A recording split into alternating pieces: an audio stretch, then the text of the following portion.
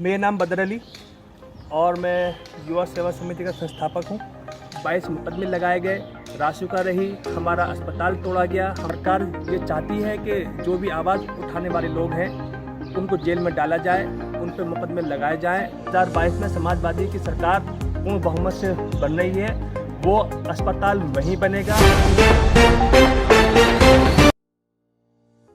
चंद्रशेखर भाई हमसे जेल पे मिलने के लिए आए, उसके बाद से हम उनसे बहुत ज़्यादा मुतासिर थे, उनके विचारों से मुतासिर थे। और जेल से आने के बाद हमने पार्टी का दामन भी इसलिए ही हमने थामा कि भाजपा के सामने वही एक विकल्प सामने था। हमने पार्टी के राष्ट्रीय नेतृत्व से यही बात रखी कि अगर 2022 में गठबंधन हो तो हमें चुनाव मैदान में आना चाहिए, और अगर 2022 में किसी भी लीडिंग पार्टी से कोई गठबंधन ना हो तो हमें चुनाव मैदान में नहीं आना चाहिए। कि अगर बिना गठबंधन के हम इलेक्शन लड़ते हैं तो इससे सीधा फ़ायदा बीजेपी को होगा, और इस बात को हम बिल्कुल बर्दाश्त नहीं कर सकते कि हमारी वजह से या जिस पार्टी में हमें उस पार्टी की वजह से बीजेपी को फ़ायदा हो। तो हमने इसीलिए पार्टी को छोड़ना बेहतर समझा। जैसा कि 1.5 साल में मैंने देखा है, ऐसा कोई भी रूप सामने नहीं आया, लेकिन ये मीडिया के माध्यम से और तमाम जो मुखालिफ हैं उनके माध्यम से आरोप लगते रहे, लेकिन ऐसा कोई जुड़ाव सामने हमारे नहीं आया। मैंने कल राष्ट्रीय अध्यक्ष अखिलेश यादव जी से मुलाकात की है और उनके सामने अपनी बात रखी है। अगर पार्टी को लगेगा कि हम मजबूत हैं तो पार्टी जो हमें टिकट दे और हमें चुनाव लड़ाए, और अगर टिकट नहीं भी देती है तो भी हम पार्टी के लिए मजबूती से काम करते रहेंगे। ये जो 30 जून का जो प्रकरण था वो एक मॉब लिंचिंग के लिए था, और मैं मानता हूँ कि अगर जुल्म को करना गलत है तो जुल्म को सहना भी गलत है।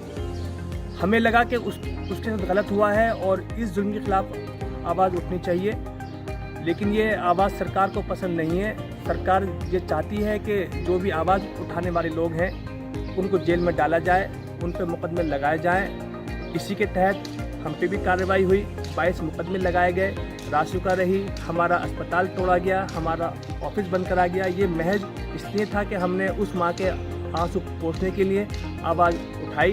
लेकिन अगर आवाज़ उठाना दंगाई है, आवाज़ उठाना गलत है, तो हम ये गलती बार बार करते रहेंगे। हम जुल्म बर्दाश्त नहीं करेंगे।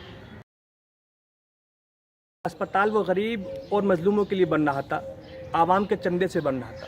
सरकार को ये बात महसूस थी कि अगर ये अस्पताल बनकर खड़ा हुआ तो ये नौजवान जो टीम लगी हुई है ये कल को इसी 1 रुपये की ताकत से अपने स्कूल बना देगी, अपनी यूनिवर्सिटी बना देगी। तो उस पर जानबूझ के कार्रवाई की गई। 4 तारीख को हम जेल गए हैं और 7 तारीख को अस्पताल तोड़ दिया गया। ना ही हमें नोटिस दिया गया, ना ही उस पर सील लगाई गई, और ना ही हमारा पक्ष सुना गया। जब हमारी टीम के लोग MDA VC के पास में उस बातचीत को करने के लिए गए कि ये हमने नक्शा दाखिल कर रखा है, ये इसका बैनामा है और इस बैनामे में बदर अली का नाम भी नहीं है, तो आप अगर इसमें कोई भी कमी पेशी है, दस्तावेज़ में कोई परेशानी है, तो आप इस पर सील लगा दीजिए।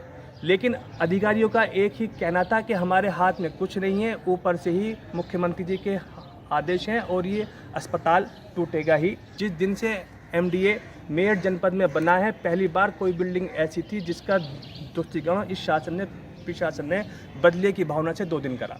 और जिस दिन ताकत हाथ में आएगी, 2022 में समाजवादी की सरकार पूर्ण बहुमत से बन रही है, वो अस्पताल वहीं बनेगा, उससे दुगनी तेज़ी के साथ बनेगा और उसकी दुगनी ज़मीन में बनेगा।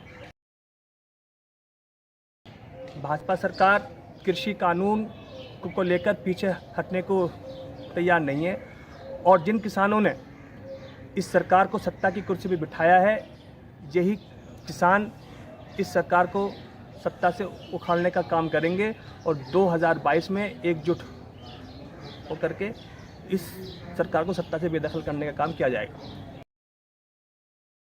ये तो उन सब नौजवानों का प्यार है, और उसी प्यार की वजह से आज मैं बदर अली हूँ। और उन्हीं की मोहब्बत मुझे ताकत देती है, नहीं तो इस सरकार ने हम पे जुल्म कोई कम नहीं किया। और उन्हीं की मोहब्बत की वजह से, उन्हीं के साथ की वजह से आज हम इस सरकार के सामने लड़ने की ताकत रखते हैं। और जहाँ तक आज़ाद समाज पार्टी का ताल्लुक़ है, अगर उनकी नीतियाँ यही रहीं तो मैं ये मानता हूँ कि मेयर ज़िले ही नहीं, वो पूरे प्रदेश से ख़त्म हो जाएगी। बात सच्चाई है कि हम आर्थिक स्थिति से बहुत ज़्यादा कमज़ोर हैं, लेकिन हमने इस पूरे अपने राजनीतिक जीवन में 11 साल में हमने आदमी कमाए हैं और हमने सम्मान कमाया है। और जो पूरी टीम है उनको लगता है कि बदर अली ईमानदार है, इसलिए वो हमारे साथ में लगे हुए हैं। अभी हमें आवाम की ही तरफ से एक गाड़ी दी गई। ये सब उसी मोहब्बत का नतीजा है कि उनको ये बात महसूस है कि हाँ, बदर अली ईमानदारी से काम कर रहे हैं, तो हमें इनका साथ देना चाहिए। और जहाँ तक चुनाव की बात है, हम जनता के लिए चुनाव लड़ेंगे और हमें अपनी जनता ही अपने पैसे से लड़ाएगी। हम जिस घर भी जा रहे हैं, हर घर दस्तक हमारा अभियान चलता है रोज़ाना। तो जिस चौखट पे भी हम जाते हैं तो पहले माँ निकल कर के आती है कि ये आज मेरा बेटा बदर मेरे पास आया है, ये रही आपका 100 का नोट की मुँह दिखाई, और जब वोट का वक्त आएगा तो हम उस दिन वोट भी आपको ही देंगे। तो ये प्यार है, और इसी प्यार की वजह से आज बदर अली इस मेरठ जनपद में, इस पश्चिम में खड़ा हुआ है। और मैं अपनी आवाम को आपके माध्यम से यही मैसेज देना चाहता हूँ कि हम हमेशा जुल्म के खिलाफ खड़े रहेंगे और इस सरकार के आगे किसी भी सूरत में घुटने नहीं टेकेंगे। तो हमारा अस्पताल का कार्यक्रम था, अस्पताल बनाने का था। उसके बाद हम एक स्कूल को ही खोलना चाह रहे थे। यही बात सरकार को ठीक नहीं लगी। उनको, जैसे मैंने आपसे पहले भी कहा, कि उनको इस बात का यकीन हो गया था कि ये लोग हर घर से 1-1 रुपया मांग रहे हैं। अगर इन्होंने 1-1 रुपये से ये अस्पताल बना दिया तो कल को इसी 1 रुपये से ये स्कूल भी बना देंगे। तो हमारी कोशिश ये है कि जब तक कोई भी समाज शिक्षित नहीं होगा वो आगे नहीं बढ़ेगा। तो शिक्षा के क्षेत्र में हमें काम करना है, क्योंकि एक गरीब आदमी जिसके पास पैसे नहीं है वो ये ख्वाब रखता है कि मैं अपने बच्चे को अच्छे स्कूल में पढ़ाऊं, अच्छे कॉलेज में पढ़ाऊं, लेकिन जब वो अपनी जेब की तरफ देखता है तो खून के आंसू रोता है कि काश मेरे पास पैसे होते तो मेरा बच्चा भी अच्छे स्कूल में पढ़ता। तो जिस दिन ताकत हाथ में आएगी, और हमारी कोशिश यही है कि हम हर एक गरीब आदमी को, उसके बच्चे को अच्छे स्कूल में पढ़ाएं, अच्छे माहौल में पढ़ाएं, क्योंकि कम से कम कोई भी बच्चा अगर पढ़ना चाहता है तो उसके जहन में ये बात ना हो कि काश अगर पैसे होते तो मेरा बच्चा डॉक्टर, इंजीनियर या IAS या PCS होता। तो हम उनको पढ़ाएंगे और एक अच्छे माहौल में शिक्षा को मजबूत करने का काम करेंगे। ये बात SC ST के लोगों को समझनी पड़ेगी। सरकार के सबसे पहले निशाने पर अल्पसंख्यक समुदाय के लोग हैं, उसके बाद ये SC ST के लोग हैं। और अभी तो सिर्फ उनका बजट कम किया है। 2024 में अगर इनकी सरकार, मोदी सरकार दोबारा बनती है तो ये निश्चित तौर से SC ST का आरक्षण भी ख़त्म करने का काम करेंगे। यहाँ पर MP भाजपा का है, 6 विधायक भाजपा के हैं, 2 राज्यसभा सांसद हैं। अगर ये सरकार मेरठ के विकास के लिए संवेदनशील होती तो कहीं ना कहीं अब तक एयरपोर्ट बन जाता, लेकिन ये सरकार सिर्फ जुमलों की सरकार है जो कागज़ों में काम करना चाहती है। और अब सरकार के जाने का वक्त आ रहा है। जब 4 साल में काम नहीं हुआ तो अब ये 8वें महीने में क्या काम होगा। 2022 में समाजवादी की सरकार बन रही है। जो वादे इस भाजपा सरकार ने मेरठ की आवाम से किया, स्मार्ट सिटी का किया, वो वादे ना आज तक हुए हैं पूरे, ना ही होंगे।